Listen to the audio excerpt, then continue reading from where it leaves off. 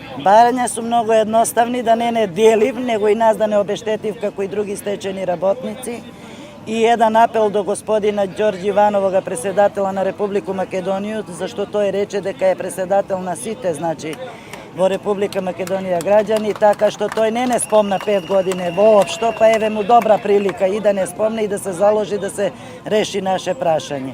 Тука сме пред собрание да ги подсетиме пратеници дека постоиме и да размислат уште еднаш и да го најде решение да се згрижиме. После по тој ќе се упатиме пред влада каде што биде побарано прием. Па ќе видиме како ќе биде и како ќе се одвива вработи. Добивте ли прием од Живко Митревски со Велево Дефечост? Не добивме, тие се поплавија, па јас еве ќе му кажем на господина Живка Митревскога дека Господ гледа.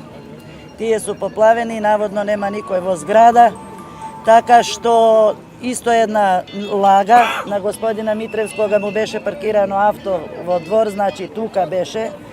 Негов проблем дали ќе не приви или не, ама еве еден апел да размисли и тој и да се зузме за оваа категорија на работници, зашто да нема проблеми со нас. Имаш ли информации колку стечајци се обештетени од претходниот закон сега што го донесува за обештетување на стечајците? Требаше да се обештети 3000, меѓутоа по наши значи издружение и по овие градови каде што имамо информација, околу 1600 су значи обештетени, така што нема никаква сврха, значи нема, не ги успеа значи овај закон, така што еве ние бараме со пуно право сите да се обештетиме и да заврши овај голгота. Колку е вашата група сега? 6000. Наша е 6000, така што бемо 10.000, па бемо 6400, па еве јас морам уште еднаш да апелирам дека морталитет е све повеќе присутен значи во стечајни работници, како и заболувања со висок притисок, симптоматични болести, срчани удари, мождани удари, така што јас мислам дека треба оваа држава више да поведе рачун за оваа категорија на работници да се згрижи. Добре, апелот пред влада ќе биде ист, ќе побарате средба, нема да ве примат, ќе се одите дома и никако ова нема крај. Вака, не може така, ово е еден почеток.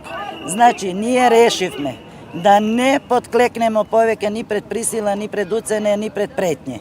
Ние денес решивме мирно да одиме и да побараме протести. Нареден протест ке смо помасовни, зашто имамо подршка и од невладин сектор и еве една благодарност и ке почукамо на сите врата да се замолимо за автобуси, да доведемо што повише луѓе и верувајте дека социјални немири ќе има ако овој продолжи овако. Нема да дозволимо да не гази. Ништо не можем да тврдим, зашто народ е превише нервозен, секој ден се справља со извршители, нема влеб да једев и све е могуќе. Све е могуќе. И јас мислам дека ќе дојде до социјални немири и тој што ускоро.